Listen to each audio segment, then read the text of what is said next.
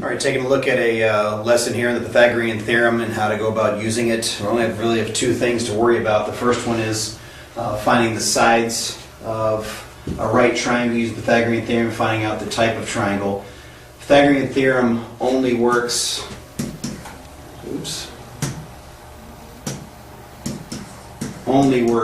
on right triangles. If it's not a right triangle, this doesn't work. Now the formula is really simple.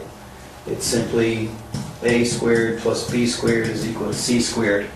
The key here is that a and b are the two legs of the triangle, and c is the hypotenuse. The legs don't matter which order they go in, and a lot of times they ask, which one's a and which one's b. It doesn't matter which one's a and which one's b as long as you just plug in the legs into the spot where the two squares are being added together. All right, so we want to use that to find some sides of a triangle. So let's draw a quick right triangle.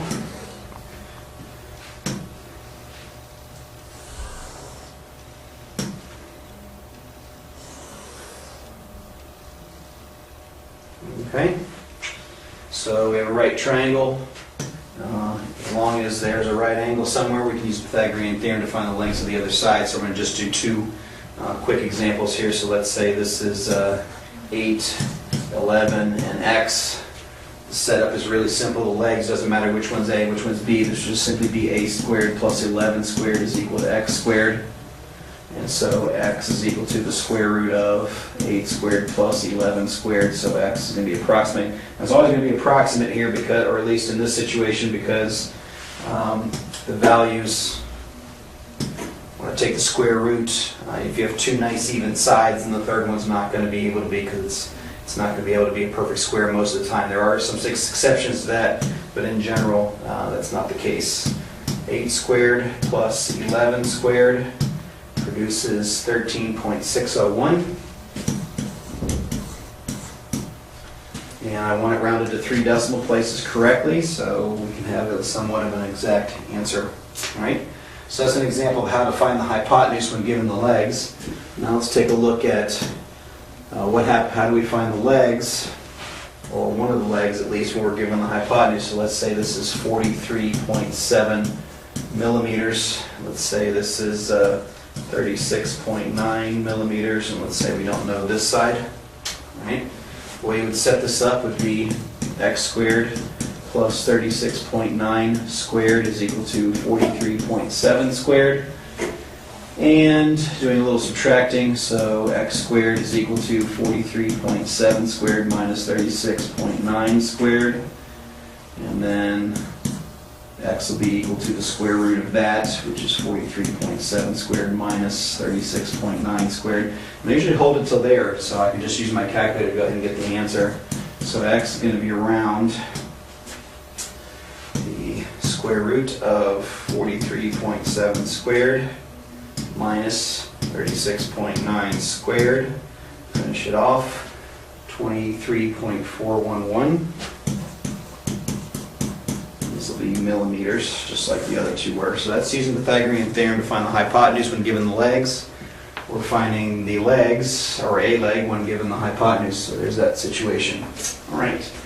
Second way to use triangles, or use the Pythagorean Theorem, is to have a triangle and try to figure out what kind of triangle it is simply based on its side length.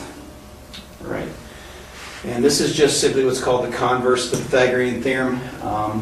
If it is a right triangle, then a squared plus b squared is equal to c squared, meaning they're identically the same. If c squared is too big, that means it's grown too big for it to be a right angle, and the hinge theorem would tell us that it would grow in, then c squared would be bigger than a squared plus b squared. And conversely, if this is smaller than the other two, then it would be too short to make a right angle, and therefore it would be an acute angle. So we're going to look at 3 quick examples here and 3 situations on how it's going to turn out. So let's first of all start off with one that's going to turn out to be a right triangle. 3, 4, and 5, I already know that'll be a right triangle, but it's pretty simple. if any one of the sides here is going to be the hypotenuse, it's going to be the 5. So the angle that's really in question is this one. These two have to be acute angles, I know already, because these two sides are shorter than that one, and a triangle can only have one right or obtuse angle. So if it's a right angle, or if it's a right triangle or obtuse, this is where that's going to be, because that's going to be opposite the biggest side. So compare the two smaller ones.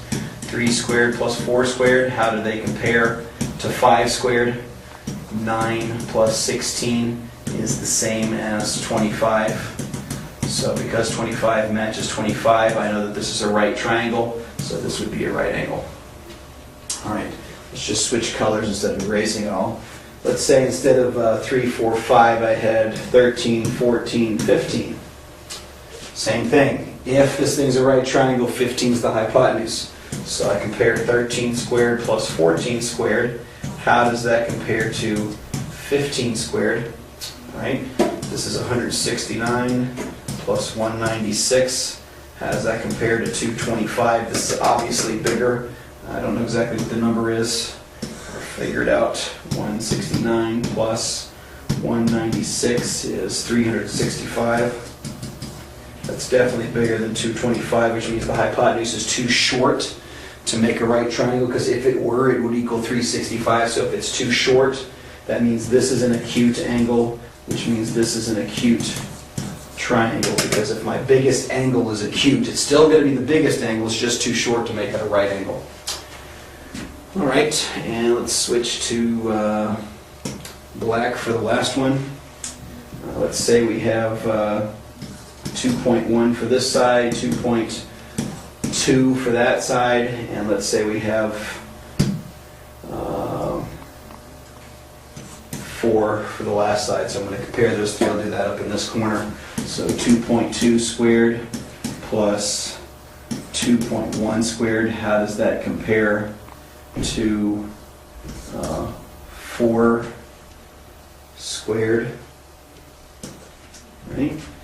So comparing those, I'm going to give you my calculator here. 2.2 squared plus 2.1 squared is 9.25. 4 squared is 16, so it's the hypotenuse, the potential hypotenuse is too big to make a right angle.